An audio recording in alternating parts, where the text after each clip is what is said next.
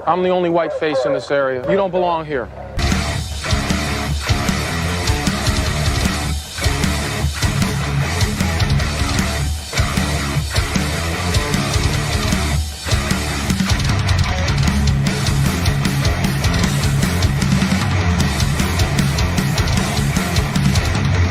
Stop, I'll shoot you in the back.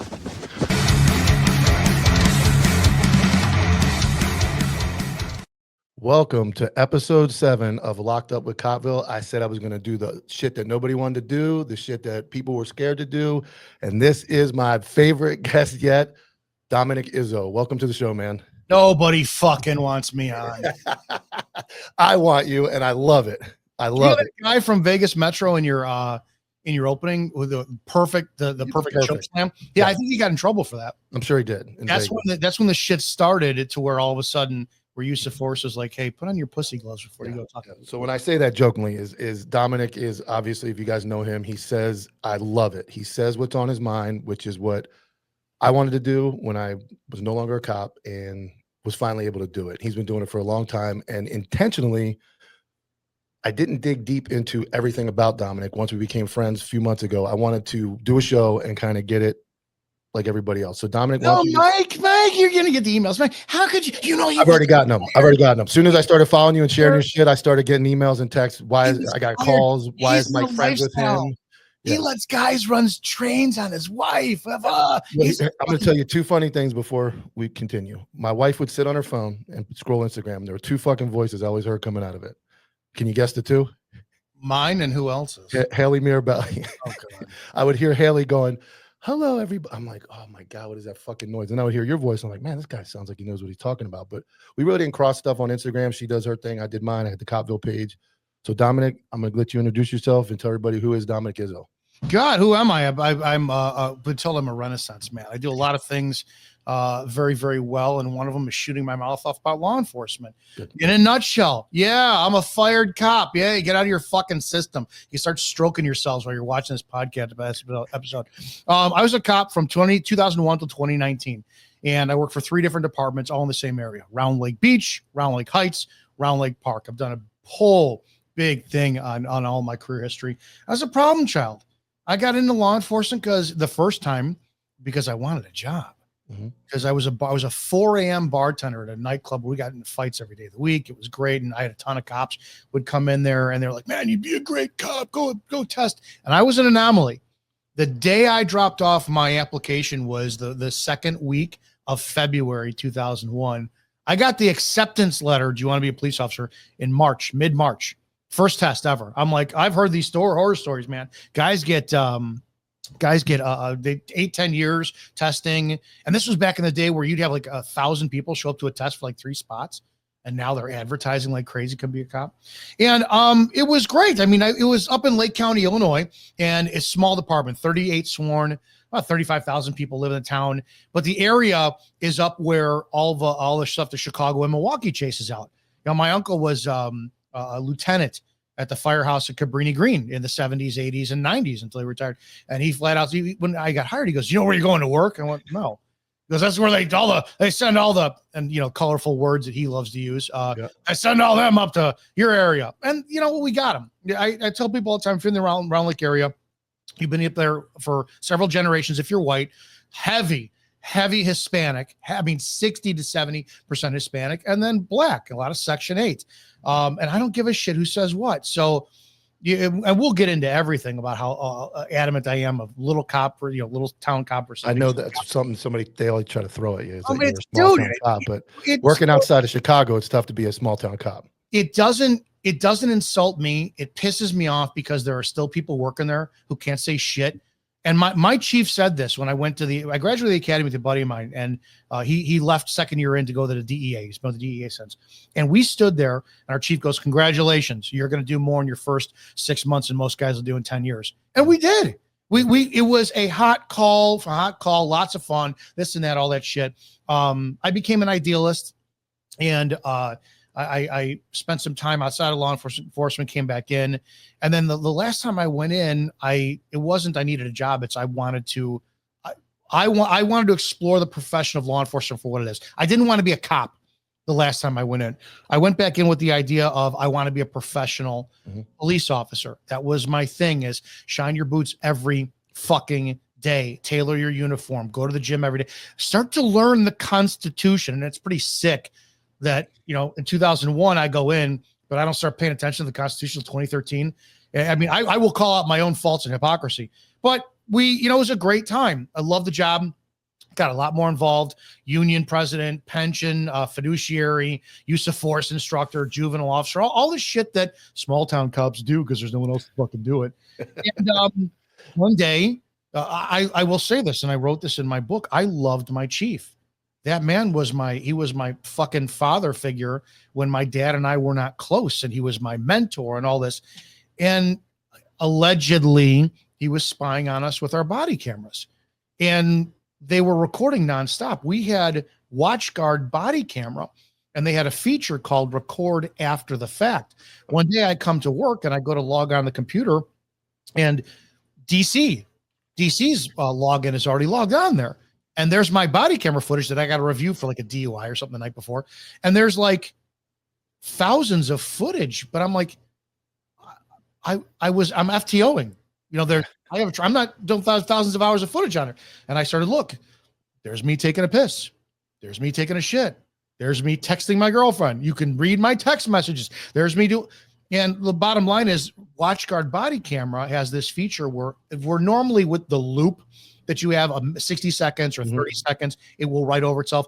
Well, WatchGuard would do a 7-minute and 1 second record, video only, and then store it. And then 7 minutes and 1 second.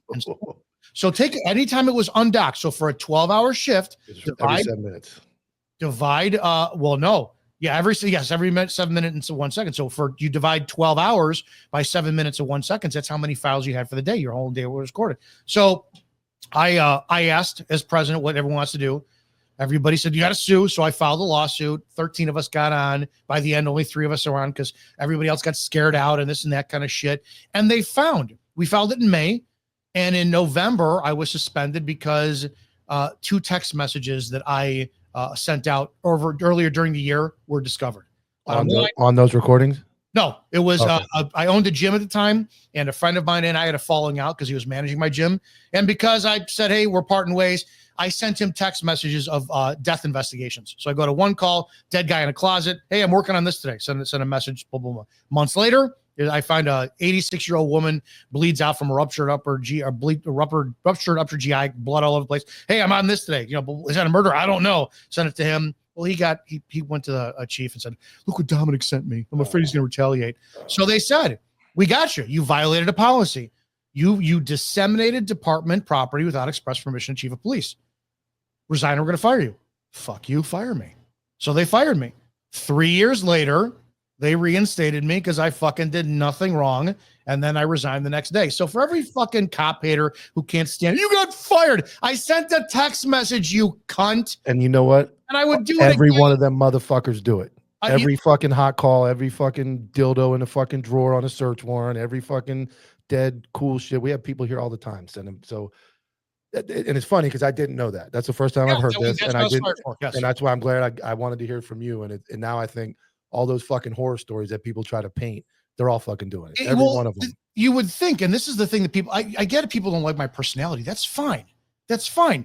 But in the process of doing that, I found out how command staff fucks with you in ways people do not understand. And I'm quick-witted. I'm great at testifying. I fucking annoy people. I've been in several depositions, and the last deposition I was in was a 5-hour deposition for this, years ago. And my lawyer wouldn't interrupt me at all. And then after like a 2-hour break, he goes, no, you're doing fine. I brought up and shit because people don't get it. When I was suspended, it was a 3-week suspension and it was with pay. Well, we found out that if you're, and these are things cops do not know because they're always held up against them and they're terrified of it. If you're suspended without pay in some states, fight it because technically that's your punishment. If they suspend you a month without pay and you come back and they go, well, we're going to terminate you. Motherfucker, you can't because that was my punishment. 30 days, no pay. We didn't know this stuff. We didn't know that they could fabricate shit about you. Well, most people don't find that shit out until you get railroaded. That's my That's when you find it all out. So I have to ask you, which is a greater offense, sexual harassment against a coworker, female coworker, or texting a photograph of a dead body? Which is a greater offense? Sexual harassment. I brought it up because it was all in my jacket, because I love when people FOIA that one of the female cops who exited her way out of our lawsuit didn't want to be involved in it, and she was allegedly fucking the deputy chief. When I was gone, this file, miraculously, that I sexually harassed her appeared in my jacket. And I brought it up in the deposition. And I said, you explain to me why you gave me corrective behavior for not keying up on the mic when I went to go assist at a fight at the high school. You gave me a write-up for letting a guy go on a verbal warning for doing 30 miles over the speed limit. A bunch of other petty shit. But I sexually harassed someone, and there's no counseling, there's no letter. And then these internet junkies throw that in your face. I've never heard anybody say that. The point of it is when all that shit happened to me, I didn't know that the Blue Brotherhood does not exist. And I didn't know that every guy who wanted me to sign, the day that I got suspended, that morning, I slid a letter of no confidence under the chief's door that only I signed, because 9 officers wanted me to fill it out. When I came to them, I can't sign it. I can't sign it. Not a problem. I understand you're terrified. I'm not married. I have no kids. I'll take the hit. I slid the note under the door. 5-6 hours later, I was suspended. That's fine. All that stuff was based on retaliation, which was why it was easy to present my case at the end. But days later, or that's probably about 2 weeks later, after I get shit canned, I get one of the guys text me from the job and says, "Hey, just so you know, we're not trying to backstab you, but all of us had to. So-and-so, the female cop who allegedly I sexually harassed, who I found video of her shitting, wiping her ass, popping zits online in the mirror and eating it all on video. And I try to protect her, but she turns her back on me. That's why I hate female cops. One of the reasons. But anyways, she penned a letter of confidence in the chief. And every one of those motherfucking cocksuckers signed that letter. Well, we have to. So it was, I was so, everybody was like, dude, you're bitter. You're jaded. No, I'm heartbroken. Yeah. I'm not bitter. I am fucking heartbroken for losing a job that I loved at my own hands. I take responsibility, but those brothers that I had, yeah, you fucking have them. So yeah, then in a nutshell, this is one of the main reasons why I'm so outspoken about shit, is because what happened to me was one of the most painful things on the planet. And I just don't want it to happen to other fucking people. And it's as simple as that. Are you looking to boost your energy, focus, and overall well-being? Emerald Medical's hormone replacement therapy program is designed for people who want real results. Their expert team personalizes your treatment to optimize performance and restore balance, whether you're battling fatigue or you just want to feel like yourself again. Prices start at just $160 a month, and podcast listeners get 5% off with code COPVILLE. Veterans and first responders also receive exclusive discounts. Visit emeraldhrt.com to get started. And I think it's interesting, and I always find it interesting because the more outspoken people like you, and I think I fall into that category now, we hold ourselves more accountable than anybody else. And these other people are hiding behind, like the whole meme page thing, the same guys that went after you went after me. Like that's how we met. You thought I was one of those guys, and I was actually getting attacked by the same guys you were. And they go on their little podcast. They're hiding behind fake names. They have no accountability. They're talking all the shit in the world, but nobody knows who they are. So they're not vulnerable in any way, and they have there's no recourse to really go back after them because you don't know. I know who they are, but most people don't know who they are. I think when people said to me like, Dominick this, Dominick that, I'm like, how can I be mad at a guy or not want to listen to a guy who usually starts out a sentence with, I fucked up, or I'm fucked up, or I did all this stuff wrong, and I want to tell you how not to do it wrong or a better way to do it. And it may come off abrasive, and obviously you're loud, you have an abrasive voice, like you definitely distinct person, but take all that aside, somebody who's willing to say, I'm a fucking moron, I've done all this wrong, and then follow with pretty good facts. And like I said, we joke about the Izzo was right. I heavily defended female cops in that very first Anti-Hero podcast. But as I watch more and more, because I'm paying attention, I think more because I'm not working, it is starting to be a thing I see that is just, it's a real problem in law enforcement, the stuff that's happened at your point now. If you want to talk about some of the stuff that you're seeing, or when did you really make that, when did that light go off? I don't know if it was always, or when did it really kind of go off? Because you work with females and everybody says, oh, I work with a good female, I work with it. No, when you did don't. it really click? When did it really click in your mind, or when did you start to really notice it? It was number one, you know, that's how all those guys will say I'm this, I'm that, and all this shit, but not one of those motherfuckers can call me a liar. No, they can't. One of them. No, they can't. Oh, well, when I so 2015 was when I started to when we laid the foundation. I was blessed back then because Facebook was the only platform, and back then the real big ones were Mike the Cop and Officer Daniels, Tommy Norman, and I had a growing of 100,000 people following me on Facebook. Next thing you know, it's like I'm getting asked to speak at state capitol events or police, and I did an MTV pilot with Rel Battle, and the BBC invites me for a documentary. And before Live PD was a thing, there was another company that was doing it, and they were in talks with my chief about doing it. And the next thing you know, there was an Izzo policy that was created at work because my chief was just jealous. It was you can't do anything in uniform anymore. Mm-hmm. And it was you can't even wear a generic shirt that says police on it. And I watched it happen to other cops, and it was on the East Coast. I can't remember when this was. It was 2016, and I was butthurt because that was the beginning of like the dopamine hit. And 100,000 people following. The day that I got fired, it was, oh my God, it was fucking insane. I put a post up online. Apparently, I had a couple guys call me at work, so the phones are blowing up off the fucking hook. The mayor's off. They are not taking calls because all the fucking people like, why'd you fire him for? And it was great. It was fun. But anyways, an East Coast city sued their chief for his policy, and they won, because it was deemed unconstitutional to restrict what cops were wearing as long as they didn't represent themselves in off uniform. duty. Yeah, off duty. Back then, we were talking about police matters. That's all it was. And the very first video that I ever did was, was titled "What It Means to When You Really Think a Cop," and that was because we had a guy that the GI Joe Glenowitz case was in our area, 4 miles away from me. And was a cop at the time that we thought was murdered on duty by 3 people. And we had this giant manhunt, and it was globally known how horrible this was. And people were coming up to us, and I'd never experienced it.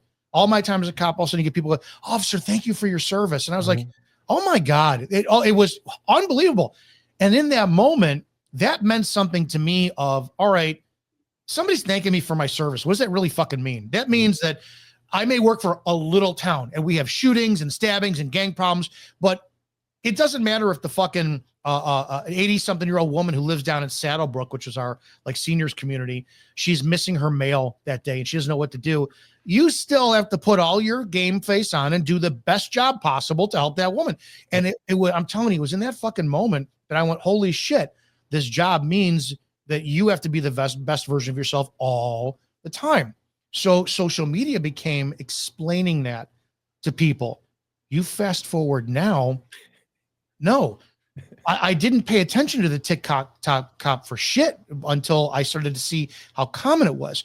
Our era of cop who use social media was, we are men or women who leverage being a cop to better serve the community through information, through highlighting it, through showing pride. I get to wear this uniform to serve you. Now, these people are, let me get that uniform so I have a status, so people will listen to me, so I could talk about my agenda. I can't tell you how many times I see hashtag black cop, hashtag gay cop. Nobody gives a rat fuck about if a dick is in your mouth that night or if you've got more melanin than me. Do you serve the Constitution?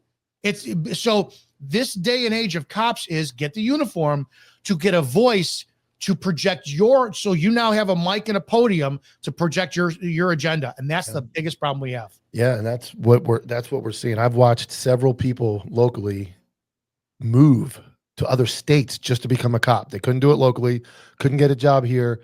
They moved around the country to find some podump agency or somewhere that would hire them for the sole purpose. And within most of them don't even make FTO before they start making the stupid fucking videos to get ready with me, all the bullshit that we see.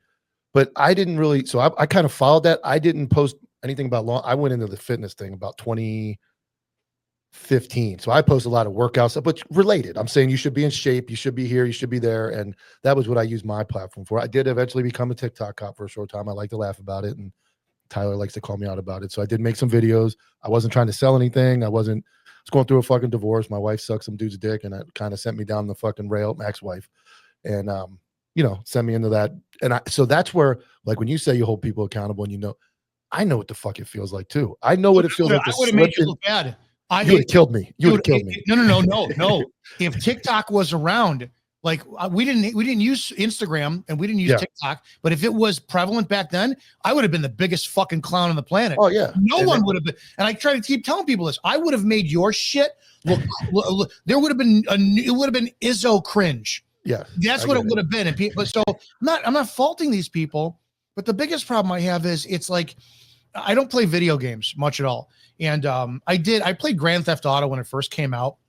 And I used to sit there and laugh at people who talked about that video games were very, very influential with how their kids acted. I said, you're out of your fucking mind. Yeah, it doesn't happen. Well, I played Grand Theft Auto 3 hours before going to work one day. And when I got in my car, I was driving exactly how I was driving. I'm doing 90 miles an hour on 53 going, what the fuck? When I tried to play Call of Duty many years ago. I was so embarrassed I had to return the game at the store. And I said, I don't mean to be a fucking pussy. I'm a cop. I'm having an issue killing people because it was so fucking lifelike. Yeah. And she goes, that's common. Here's one where you're doing zombies and aliens and shit. So if that was the case and that stuff was so influential for kind of like skewing my reality, what happens when we have people who are online all day long and their dopamine is whether or not you like my video, how many views I'm getting, if my word is whatever, and you're doing it on duty, knowing that a call could come out. Yeah. Now I'm still guilty this day. I think about it all the time, put the fucking phone down. I sometimes want to put the phone in the trunk, so don't do it, but I will put something up. And as I'm on my way to the gym, I'm checking. I'm like, can you imagine if I do it? We know these children are checking it on the way to calls while their lights and sirens are going off. TikTok. Now you got Snapchat and this chat and that chat, and they're sending news to each other, fucking zone partner, all that wild shit that's going on. The last thing on their mind is what's on the other end of that call or what's at the call when they get there. And their mind is not ready. And then this generation has gone years of doing this to where it's bad. They don't know case law. They don't know the Constitution. They don't train. You will never, in every video you post of every female, I do, none of them fucking train. It's like, I could almost see where if they mixed in a get ready with me with like 5 range videos, a BJJ video, a fucking night shoot, how could you argue that? Like, hey, this chick's fucking, or this dude's training and he throws a video in here or there. But like you said, nobody's going to really watch that because that's like what cops normally do. That's our normal job. So why would it be such a big deal? They do all this wild shit and then they attract the attention really from people that aren't even cops. And that's where I know for a fact, when I was on TikTok, it was all, and I used to laugh, it was fat trailer park chicks and fucking morons just gassing my ego up because I was feeling like shit and it made me feel some type of important. And when I came out of it, I was so fucking mad at myself for going, I was like, what the fuck did you, no, what were you thinking? I don't think you should be mad at yourself at all. I think that's fantastic because now you have a point where you can actually speak on it. It's so bad though. It's so cringe. It's I don't get this generation at all. And again, I'm not innocent of shit. Mm-hmm. We talked about fucking around. I fucked around all the time. I could find your porn. Nobody could find your porn like I could. We'd go and search a house. I tell you, I'd find it. It's in the ceiling and in the panels. Go get. We got to look for this gun, but Izzo's going to find the porn. It's so stupid. There was always a guy on a search warrant like that. Always 100%. So I fucked around. We had a lot of people think that I try to be like, Izzo thinks he's this cop expert of shit. Motherfucker, I couldn't hit the broadside of a barn if I was a foot in front of it at the range. One thing you'll never see is you will never see me talk about the tactical pistol shit of people because it's not my expertise. I'll fucking put hands on anybody and survive, be the only one who walks out of a room. But when it comes to pistols, no. So it's like, I don't talk about this. Mm-hmm. I'm not the expert on shit, right? Tactics. I can't tell you what rapid deployment has become and shit. But when it comes to all this shit, it's like, man, at the very basics, because everybody still thinks, because I don't know if you noticed this, we all do the hero worship for the guys who've been involved in the shootings. Mm-hmm. Everybody wants them on the podcast, this and that. No one celebrates the cop who goes 20 years without a fucking complaint. And he was just a traffic cop. 20 years, and he was such a community service officer who was great. Nobody celebrates the school resource officer who actually did their fucking job. No, nobody. It's always and I was guilty of it. We had the guys out here, the Nipus guys. So and so got in a shooting the other day. Oh, let's all suck his dick together. Nobody ever fucking celebrated the good cop who showed up to work every day, punched the clock, went out there, did the shit, and that's it. But now we have instant self-celebration. Well, it's the internet. You know, nothing looks cool about doing your job for 20 years and going home safe every night and not having any problems. There's nothing cool about it. The only thing cool is, you know, cutting the pie in a room, or, you know, CQB, or fucking, you know, what makeup, lip gloss you're wearing. But then you're not a real cop if you haven't done that. And, you know, and I've done both. So I've done, you know, I did that stuff, and I don't, that's not my thing. Like I was on SWAT. I made SWAT late in my career. I got into firearms and all that stuff, but I've had people ask me, and I'm humble enough to go, that's not my thing. I had a guy contact me when I was just got out of work, and he's like, hey man, I'm running a company, and we're, you know, he's a former special forces guy. Great dude. Hey man, we're teaching Tampa full-time SWAT. You can come. I'm like, dude, I was on the SWAT team fucking 5 years. I'm a moron. Like, I have no business in a room with any type of full-time SWAT guy training anybody, like anybody. So I understand what, and I think that's kind of what I think you're saying is you understand what you know about. The only thing that I'm an expert, what you know. You know what you know. Yeah, community service. That's the only thing that I will ever speak about, is because. But you don't come off community service in your personality because of you're loud and you're upfront. Most community service guys are laid back, but when you hear, it's kind of like my wife gets a flack because she's a female. It's kind of got an aggressive tone, and she always catches hell that, oh, you're being aggressive, you're being mean. No, this is just how I am. And I think a lot of what people don't, from getting to know you personally, it's just how you are. You know, bad intentions when you're not yelling at anybody. I mean, you do, but you're not trying to like come out of the gate just fucking everybody up and hurting their feelings. You're actually trying to help them. I'm loud. I'm 5'7" and I'm short. And it's like, since you can't see me in a crowd, you gotta make sure. Yeah, that's what I said. The phone was going off. I'm like, who the fuck is that guy talking back there? And it was you. That's all it is. And I came from retail and sales, then the nightclub industry, and then law enforcement. My profession was always, if I don't give you good service, I'm not going to make money. So I knew and you know, I'm very big on use of force. That's a very, very, very big passion of mine.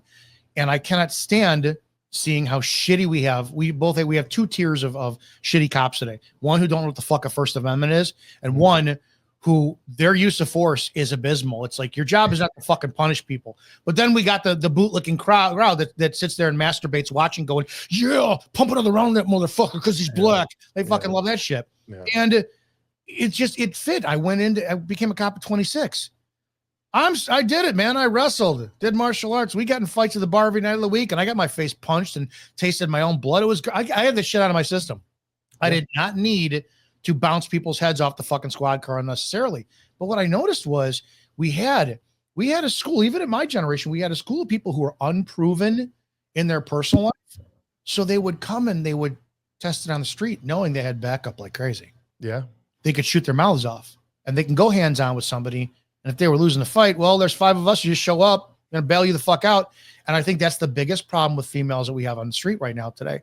They do not know what it is like to not have male backup. No, ladies, you cannot take me into custody by yourself. Oh, I work with a female. She can't. Not a fucking chance in hell.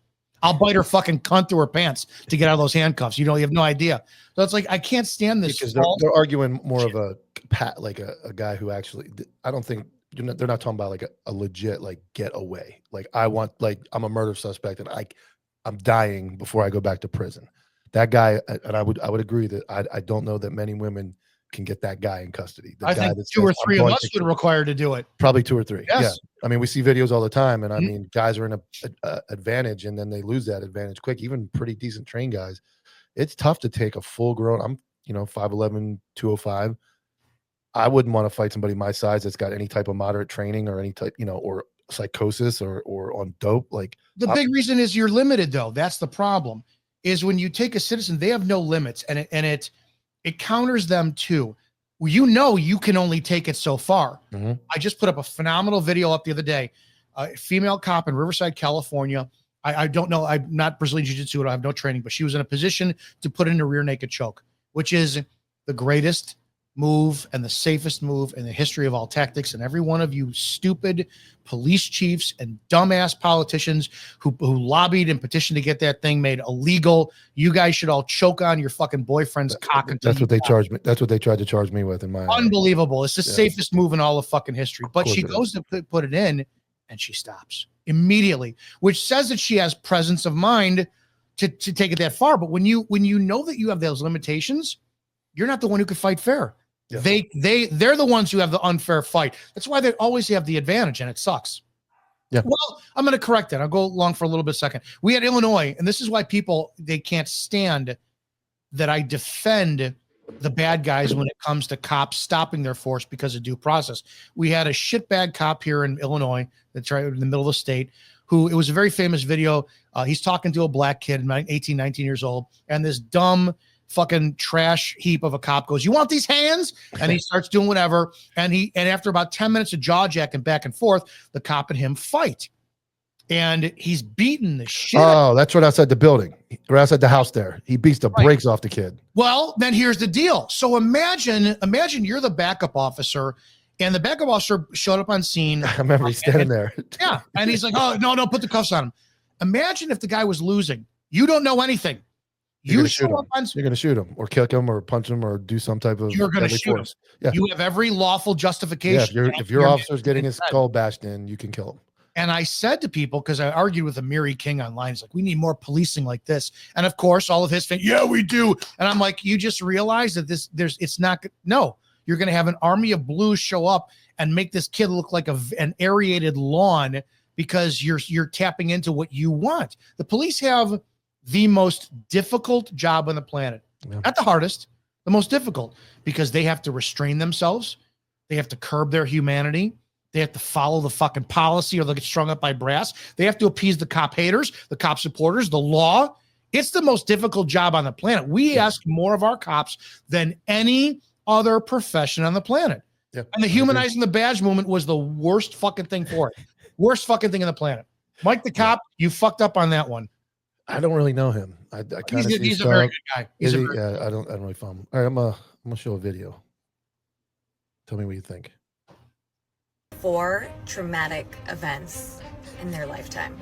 The average police officer experiences up to 400 tragic events in their lifetime.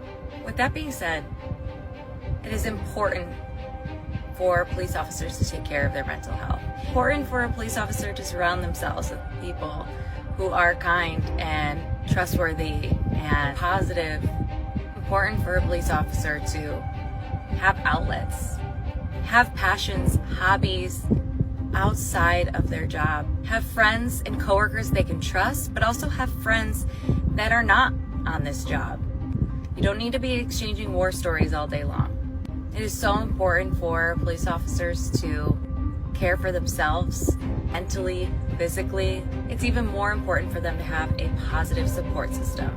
People that they can come home to, a really great spouse or partner, children. Not her. So this was what brought us together the first time. Haley I try to be. I'm an asshole. I'm an asshole. You are an asshole. I'm an asshole. We get along together probably because we're both assholes. And I try not to dislike people just to dislike them or jump on a bandwagon.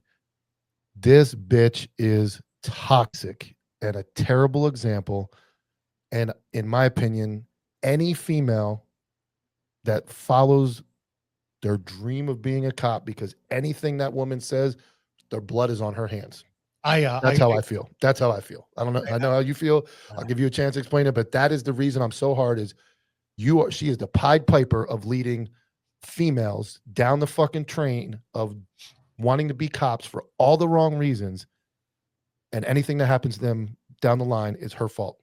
I can't stand because what she leverages, right? It's bad. I was a patrol officer, street cop. That's it. I never advanced, never took the sergeant's test. I put in for detectives in 2014 and withdrew it, saying I'm not qualified because I wanted the canine at the time, never got it. I was on NIPUS, North Northern Illinois Police Alarm System, which is our version of SWAT. I was not on EST. I was on the Mobile Field Force, which is street side arrest, riot control, shields and baton. That's it. Outside of that, that's my career. I don't pretend to be something I'm not. The people who leverage the big cities like Chicago, which I have a love and hate relationship with Chicago police, which is where she came from. And how do I fucking say this? They are a bunch of either great guys or fucking useless, fat slobs who are horrible representations of cops. Chicago PD shows up on scenes after you never worked for Chicago. How violent it is. Yeah, you get shots fired, call 100 rounds go off, and then 200 cops show up and fucking stand on scene drinking coffee for 3 hours. What do they do? What they do? She was one of them. She leverages her fucking badge and all of her stuff. You'll see it's Chicago police proud. Chicago police proud. I did my best to reach out to her because her toxic shit comes out in the girl power crap. Mighty. And yeah, she's fucking mighty and whatever. And I'm not slandering her, but at the same time too, when I first did a video on her, a couple of the Chicago people who work with her said, dude, she wrote a desk. Yeah, I got a lot of messages too. She worked at community fairs. She stood by, libraries and shit, and didn't work the street, didn't do anything. And I'm fine with that because you know what? The greatest thing about social media is it gives you a chance to create who you are. I'm guilty of it.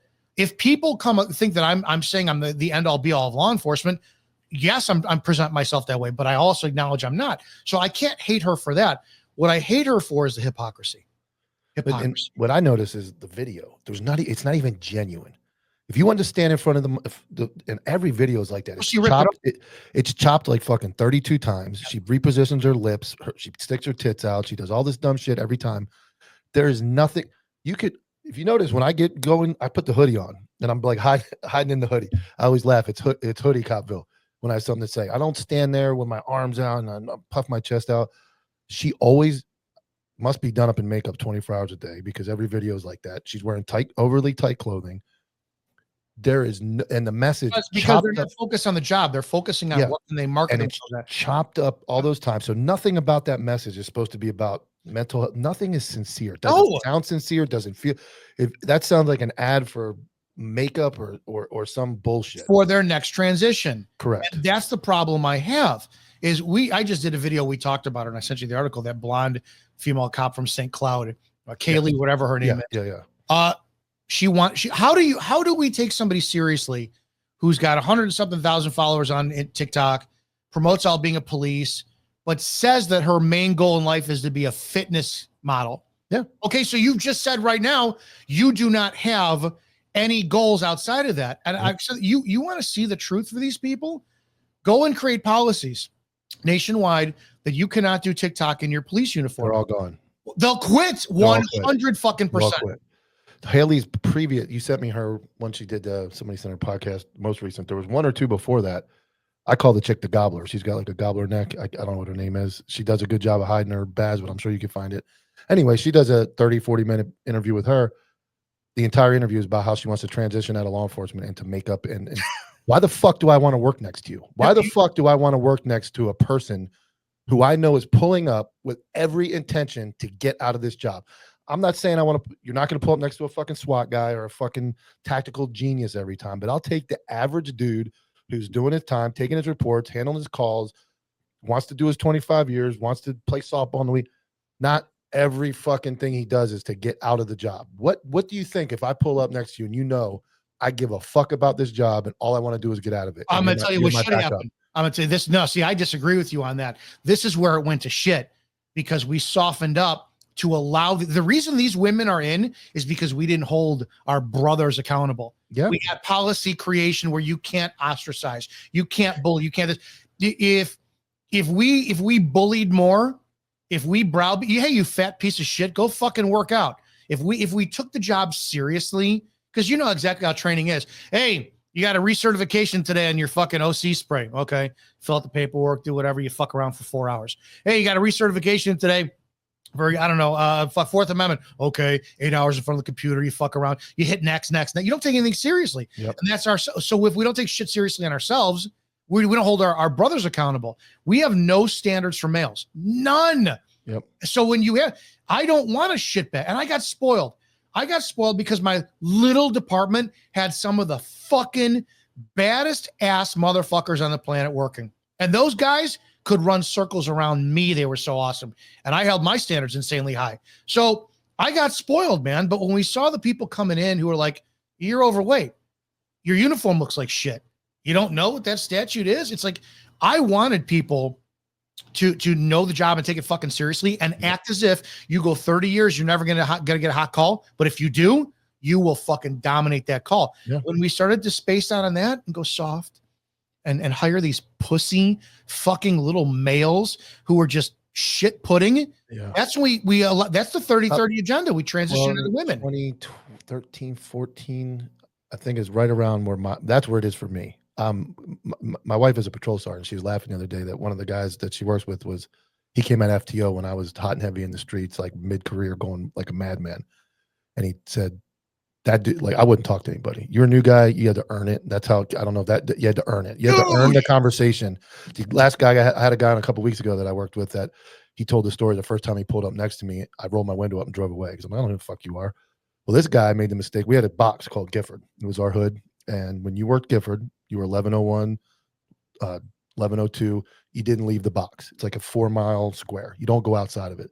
This kid comes out of FTO, like second day, drives like 3 or 4 miles out to get himself a nice Chipotle bowl over there in the shopping district. He got fucking roasted. Nobody talked to him. Everybody looked at him. That's how we held people accountable. Like, look, motherfucker, you're working the hardest zone in the county. You don't leave this area. And he quickly understood it, got back in, and that's what we did.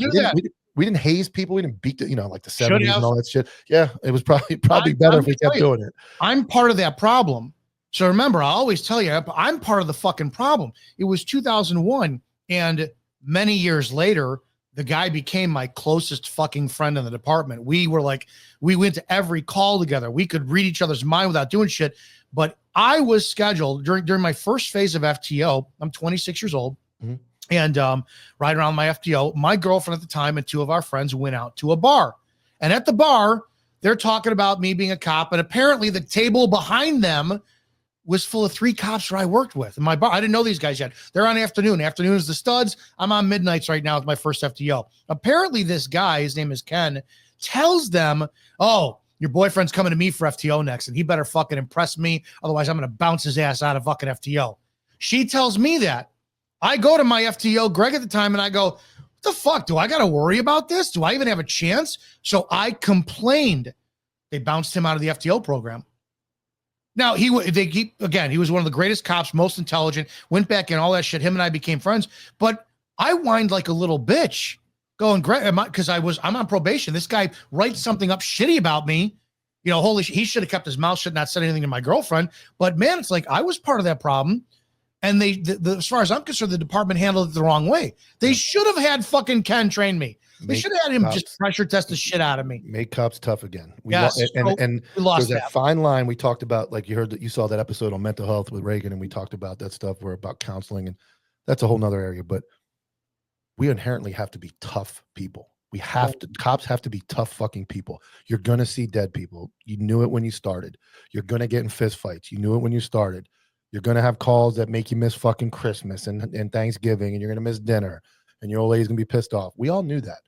And I'm big on the fucking 7-Eleven clerks working on Christmas. So are you. The fucking everybody else is work. Why are you so inherently special that they didn't ask for that? Their schedule comes out every 2 weeks. They have no idea when they're fucking working. They catch the fucking lottery. You know your schedule a fucking year in advance, and you knew when you signed up for the fucking job. And down in Florida, we have these things called hurricanes. So you get fucked on a hurricane. You're working 3 weeks straight. Your house is fucking knocked down. There's tree through your fucking yard. You're working. Your wife's at home. The fucking no AC for fucking 3 weeks. We're cops. We fucking signed up for this job. Why is everybody such a fucking pussy now? Oh, look at the table I'm eating at. I'm eating at my MDT. I'm the motherfucker. I used to eat at my fucking MDT 3 a.m. every night on night shift at 2:30. We all fucking to who was going to go to fucking Taco Bell and grab fucking quesadillas to eat at fucking 2 a.m. I mean, you're not special. There's nothing fucking special about nothing. It's what you fucking signed up for. That's like the dude over in Iraq taking fucking rounds. I mean, he fucking knows what he was doing. He went there and he loved it. And that's what we signed up for. We fucking chose to do this. This job is not, it's not hard. It's not. Never. It's not. I've said it a million times. Everyone's like, you got to, the cops have the hardest job in the world. No, they don't. No. All the dead kids you see, all the car accidents, all the stabbings and shootings, you deal with it with inappropriate humor. Yep. I have said it before. You go cry on the ride home for 15 minutes, you're done. Yeah. It's not it. Command staff, they're the fucking cocks. They make the job hard, but Terrible. the job itself is not that hard. So when you're I've always said this too. You're bitching about the fact that you have a schedule, this and that, because people always want to say if you raise your standards for cops, that means you have to pay them more. And then I counter with this. Okay, name me a job on the planet outside of a cop that you can literally do whatever you want. Yeah. Like nothing. Literally. You can do nothing if you want to. Dude, no, I'm talking about off duty too. Yeah. You can, as a cop, yeah. you can break the fucking law whenever you want. DUI, all of it. Oh my, Whatever the you cops are the worst abusers of DUIs on the planet. And they get away with it all the time. Speeding like crazy. I remember it was like a year. I went without wearing my seatbelt just to see how it felt. And I'm like, okay, whatever. And never got pulled over. Then you get up there, those big cities like you, and that fucking badge gets you everywhere. You know, you go to God. I just went to New York City or Jersey City for that live show, and we went to the Mets game, and we were coming out, and one of the guys was fucking badging his way through every subway stop, every bus. He just throws badge up. They don't charge those guys for anything up there. They can get anywhere they want with that thing. One of my biggest ego feeds ever was we were in a bar at I think Lions Head Pub in Chicago watching a Monday Night Football, and it was what was his name? Who was the guy who was accused of killing his wife on who played for? Oh my God, I can't remember his name. This was 2003 or 4, whatever. So one of my friends is yelling at the TV, he's a murderer, blah, blah, blah. The guy was accused of killing his girlfriend and his girlfriend's mother, and it was MVP that year. Anyways, the next thing you know, like 20 minutes later, I'm standing there and I got 6 Chicago cops surrounding me at the bar. I'm like, what do you guys want? So, well, somebody had saw my gun because I had it on. I don't drink. I got my gun, and I go ahead, pull out my badge. I show it to them. They go, all right, cool. I'll walk away. So from my point of view, all my friends and everybody in the fucking bar sees 6 cops surround me. I look at him. I go, show him badge. Oh, he's so cool. It's like an ego feed moment, man. Yes, yeah. And if you don't know how to handle that, and you know, that's where the trouble goes. But we're so far past those days. Like I'd take those days back in a minute. And now we're to the point where these fucking guys are, I mean, now the promotions that I'm seeing within my agency, dude, we're promoting guys that shouldn't even be cops and girls that shouldn't be cops. And now they're making command decisions. And I have a theory why they're doing this. This is my overall theory about why they're allowing TikTok cops. Number one, now I don't know about you, but you've been in the profession for 2 decades. And how many guys have you seen? How many cops have you known that have legitimately done 20 years? I know a few. I mean, few. Yeah. Doesn't it blow you away that you'll have hundreds of cops for a department, but very few of them will ever last 20 years? Yeah. I have thought for years that command staff purposely pressures cops so much so they'll do 5 years, 10 years, and they don't have to pay a pension. So it doesn't cost the village anything. I truly believe we have two entities working against us. Number one, the TikTok cop generation is to get them strung up on shit so that they can get burned out and then go do something else, right? So they're going to spend 5 years cycle, and it's a never-ending recruiting platform. Oh, I want to go be a TikTok cop. Cool, TikTok cop now too. They'll do 5 years and then they'll leave, and that's it. You get very, very few people who will do 20 years, and it'll cost the village a pension, the city a pension. The other thing is, I truly believe that they have so many piss poor candidates because they want it all to go fucking south so that the feds can sweep in and say, we have a legitimate problem in law enforcement. We're going to federalize policing. Yeah. I think in 10 years, it looks sabotage to me because you couldn't fuck this up that bad on purpose. Well, unless it is on purpose. They're doing it's really bad. It doesn't make sense. What you're going to have this crowd angered. You're going to get, black people shot, unarmed people shot, all this shit, and then you're going to get outraged. And then you look at the footage of these cops who do the shit and go, okay, oh my God. She's 500 pounds overweight. She can't even put handcuffs on something and shoots a fucking guy where her partner's there and nothing happens. Well, the public is outraged, and the more outraged the public is, got to shut them up somehow. Well, we're going to change police standards. We're going to do this. I think it's being set up. They'll wait till Democrats and 100%. Democrat takes over and pushes the National Policing Institute in the whole country. By then, we're at the very end, I think, of the Republican run. Trump squeaked in there, and I think you get a Democrat back in there, they start pushing that Just like people don't realize, for those who are police supporters, use of force is always based off of objectively reasonableness. Perf, which is, it's online. I've been talking about this since 2014. Police Executive Research Forum has a use of force standard that they created in 2014. And it used to be the number 4 tenet. I think they moved it down a little bit. The organization for perf is, you have to be an organization that has 100 or more police officers, and you go and they're trying to redefine law enforcement. One of their biggest things is use of force, and they want to change it from the standard of what force a police officer that we use would be objectively reasonable by other police officers to proportionality through the eyes of a citizen. And I've been screaming at the top of the fucking hill for this for years, and cops are like, nah, whatever. I'm like, okay, so the day, and then we've all talked about this, that you can lawfully justify cops showing up on scene and shooting a 17-year-old that's got a knife, and I don't give a fuck if he's half a retard or not. Those are gone because Jane, the grocery store clerk who lives around the corner, says, no, they should have used the taser first and spoken to him and told him his first name. That's coming, motherfuckers. Yeah. Because nobody paid attention to it. Here's something my wife brought up the other day, and it blew my fucking mind. I never thought about it. When we go to trial, any citizen is afforded a jury of their peers, right? When a cop goes on trial, there is no jury of their peers because everybody on the fucking jury is a fucking citizen. Not one person on they will exclude every cop. Not one person on a jury is a jury of the police officer's peers. And I never thought about that. I never thought about that till she said it. So to me, every fucking trial involving a cop, they don't get a fair trial. There is no fair trial. And that kind of coincides with what you're saying. Now you're taking it to the next level. But in the event you do that, you are never, as a police officer, going to sit in front of a jury of your peers. You're going to sit in front of people from your community who are bankers, lawyers, clerks, any other fucking gas station attendant, fucking nurse. You are never going to be tried in front of people that have any fucking clue what you do. Oh, that doesn't make you want to fucking train more. Oh, and worse. And because they had a bad stop with me, they're going to take it out on you on trial. Yeah, absolutely. This is why I said all the time, the goon life you and I talked about, I'm not part of that, right? I'm a professional. I'm the asshole who, when they wore long sleeves, I wore the tie on duty, right? I fucking, it doesn't mean, I think you should raise your standards to be a fucking professional police officer of the highest degree, because it's easier to lower yourself to be a cop goon when you fucking need to be. Yeah. It's harder the other way around.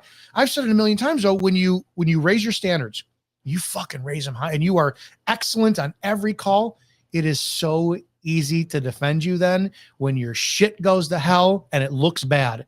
If cops did that more, they'd be so damn easy to defend, but they don't. Yeah. We have a big problem with that. Well, and I found out, unfortunately, that even when you do that, when it's your time, because I'm going to break down my internal affairs one day and show everybody how garbage it was. And I caught the wrong side of the administration for sticking up for my wife because she went through a hellish abuse IA where she was the victim. And when I saw the admin responses from the captains and everybody protecting themselves by saying they didn't see anything or didn't hear anything when I know, and they even said things that were inappropriate, I kind of lashed out and started talking shit about them because I wasn't holding back anymore. And then miraculously, I'm, being charged with choking somebody and doing all this shit that absolutely didn't happen. 6-month IA, drug out, and then, demoted over. They do it everything to people will never get how the command staff is the most toxic, abhorrent shit on the planet. Yeah. I for all the haters out there who can't stand me,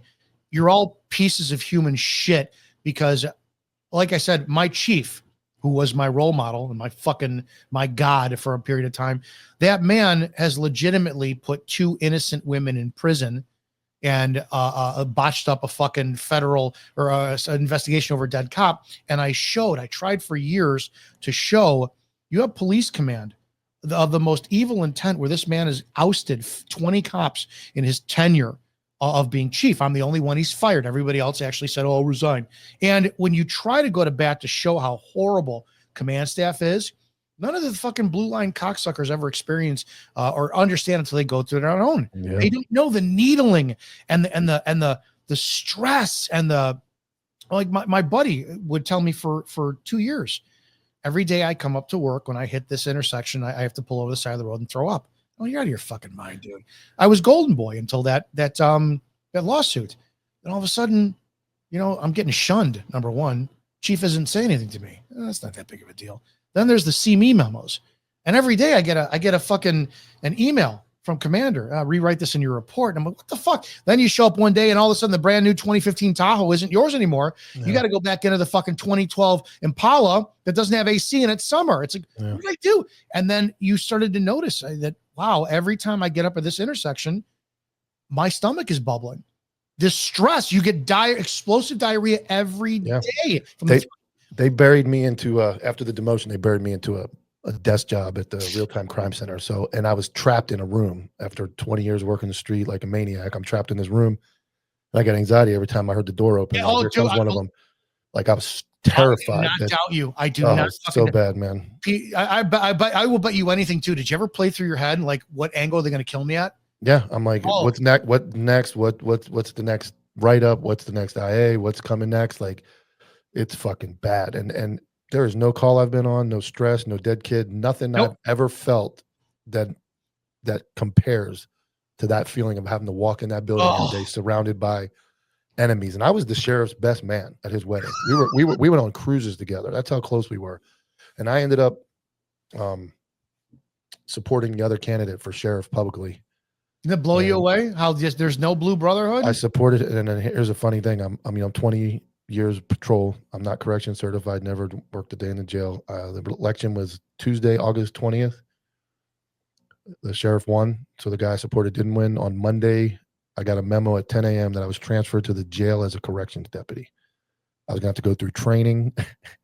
I was going to have to do all this stuff. And then I wrote a memo because I put, and I'm not saying, I honestly have made over 1,000 arrests in 20 years. I said, hey, I've made a few arrests and I'm terrified to go work in the jail for my safety, for my, my well-being, my mental health and all that stuff. And they told me to go fuck myself. Like, we don't care. Like that was the reward for standing up. And then what the example was, they transferred myself and another guy, Christian Matheson, who was another hard charger guy. And what the message was is, you want to fuck with us? Look what just happened to two of the best workers we got. Yep. Anybody else? Dude, people never fucking call me. To this day, dude, I had a buddy that was fucking DUI, rolled his fucking car over in the hospital for fucking a week. I sat in the hospital with him every day. That motherfucker has not spoken to me. September 12th, I resigned. I've seen him in public 3 times. He turns away, not spoken to me because I'm so taboo to his little fucking agency, his little fucking job he has that he doesn't want. So none of these guys want to associate with the dude that fucking, when I was standing up to him, they were calling left and right. Oh, keep saying that on Facebook. Keep doing that. Keep going at him. Keep going at him. But then when I fucking got hammered, all these motherfuckers just turned their back on me and fucking left. And I think I've handled it pretty well. I've not gone off the rails. This is about the most adamant I've gotten about it. Everybody expected me when I left to just go fucking bananas on social media, running, fuck this, fuck that. I'm not doing that.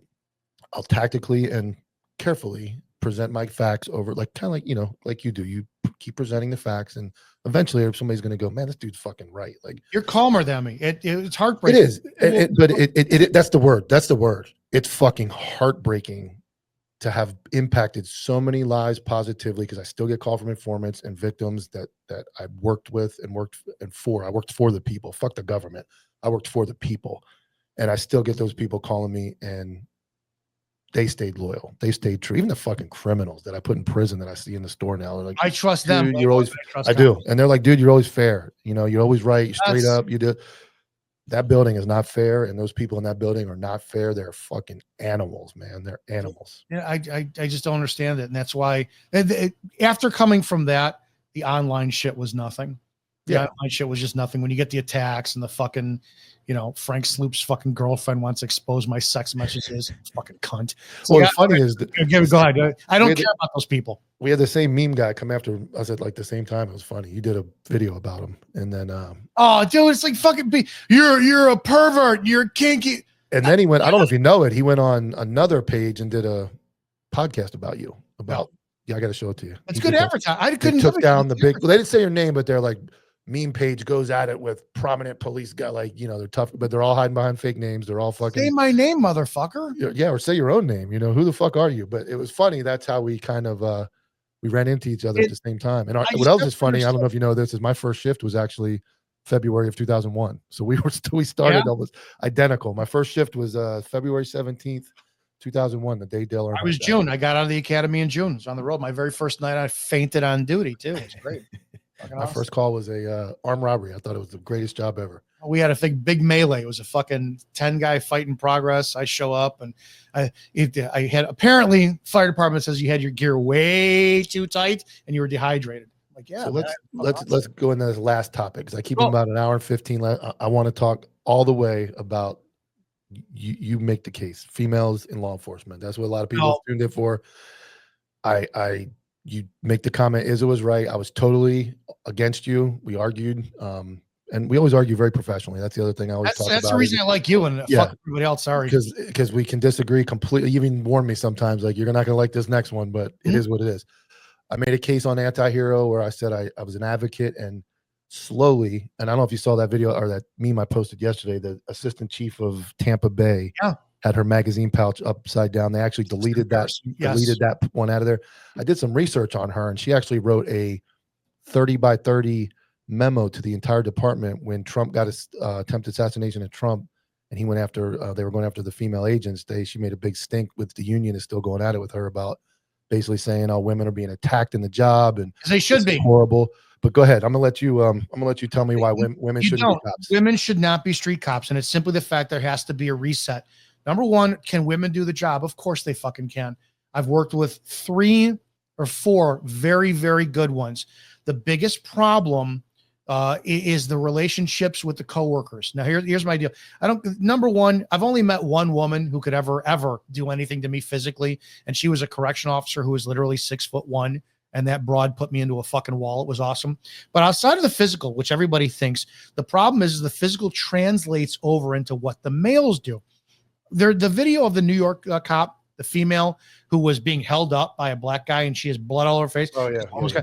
Well, you saw her counterpart beating the shit out of that guy instead of just taking him into custody.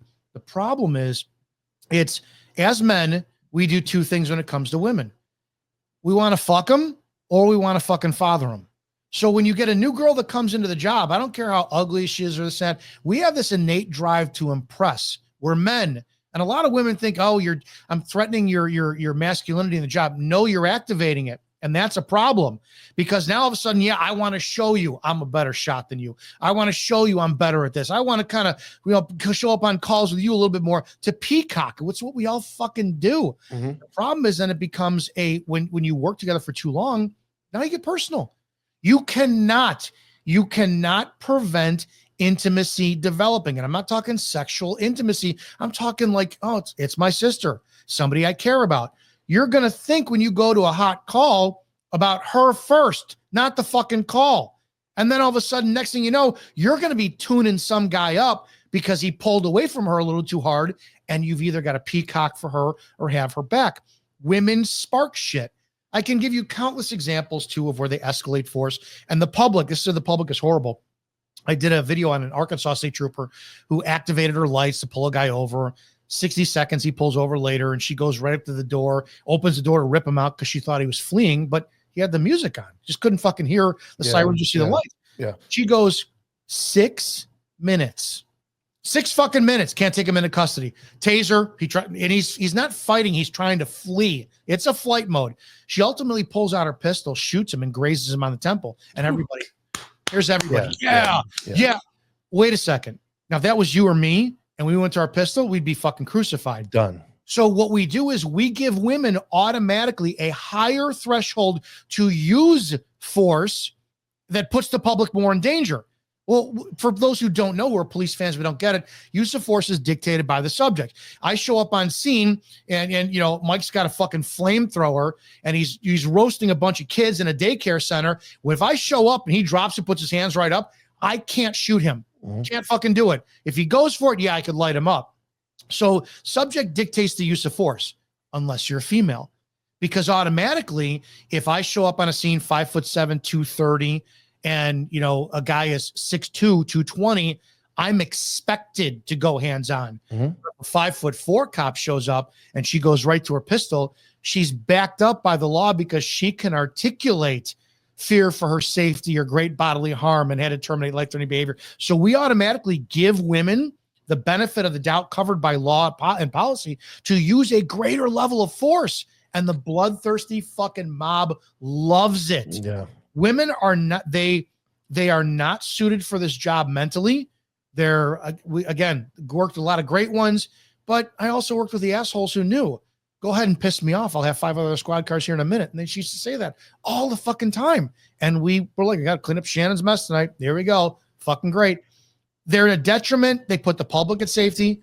They put the men at risk because our attention is divided. You and I go to a call. Yeah, you take a fucking round or whatever. I'm going to care about you, but I'm going to take care of that fucker first. Yeah. I'm not going to be all, oh shit, Susan is hurt. That's what we fucking do. And that's why you know what the one thing I noticed that kind of gets me is a female will get out, have no fucking idea what she's doing. She'll start screaming and yelling like a maniac. And the comments will say, well, she did something. Yeah. And it's nothing. And I still, again, we don't agree all the way. I don't want anybody to think I'm some like, I'm not all the way there with you yet about females and cops. But these are the things that I notice. They'll right away, she did something. She did, well, what the fuck did she do? She screamed at a dude at the top of her lungs with no next step. She had no next step in her mind but yell. I saw just the other day was a chick with her gun out. Her partner's fighting. She's pointing a gun at both of them, screaming, get back, do this, doing absolutely nothing. And I'm thinking, all the comments were, oh, look at her go. She did something. She did. And I'm thinking, if that was a dude, you'd be calling him a pussy motherfucker for doing nothing. You would be calling him every name in the book because she has a vagina. Now she did something. And that to me that's not fair. No, they should all be held to the same standard.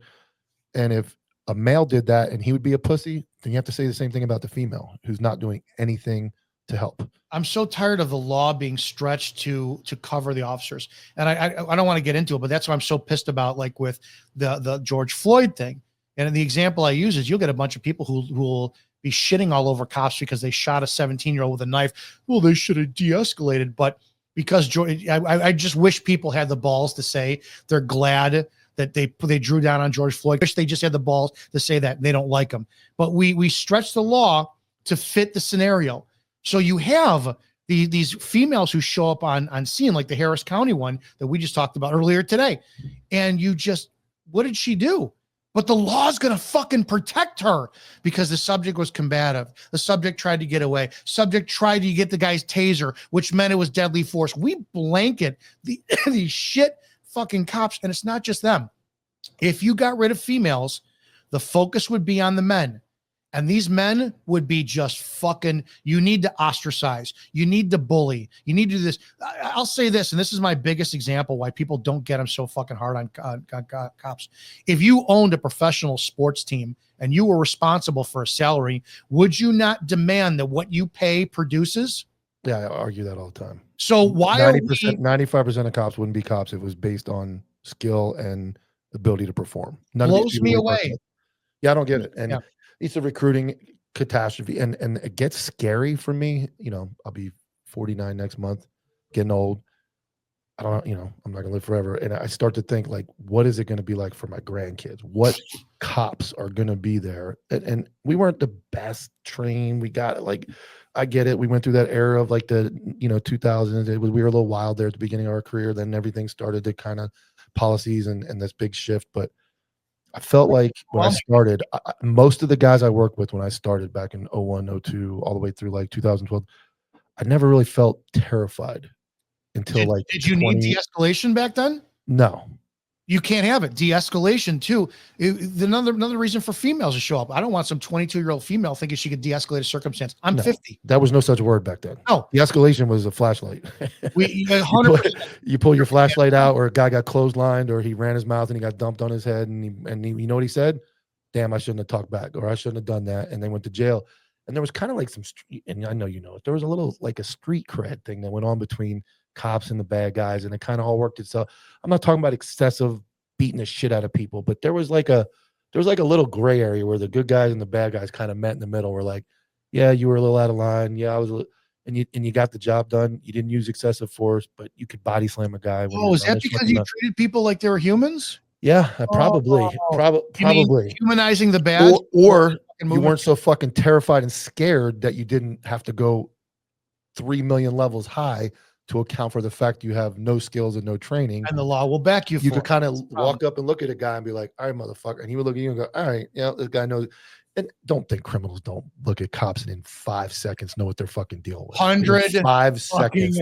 They know exactly what time it is the second. And they will bust balls. We had new guys come on and you go to a call with them and I always love the black Oh people. God, it was so they funny. would throw shit at the new guys like crazy. Yep. Fucking you look like you're wearing your dad's shirt. Yeah. Look at you, green mother. Yeah, and I would laugh. I'd sit there and look at it. And that, but you know what? That's where we took our new guys when it was time to break them in. We took them to that area to deal with that, to get accustomed to it. Now we have people that will refuse to work the hood. They'll do anything they can.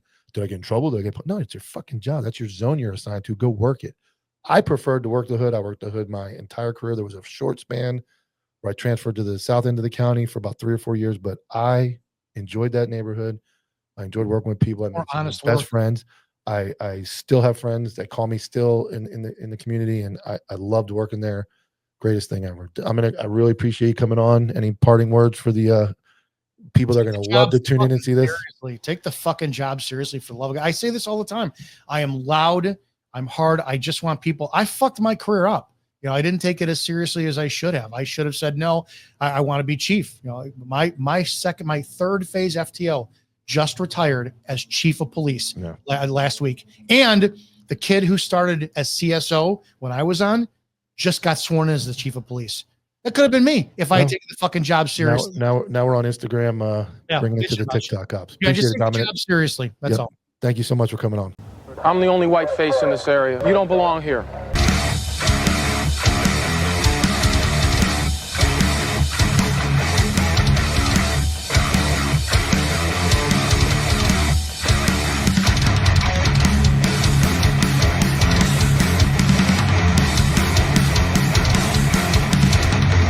Stop, I'll shoot you in the back.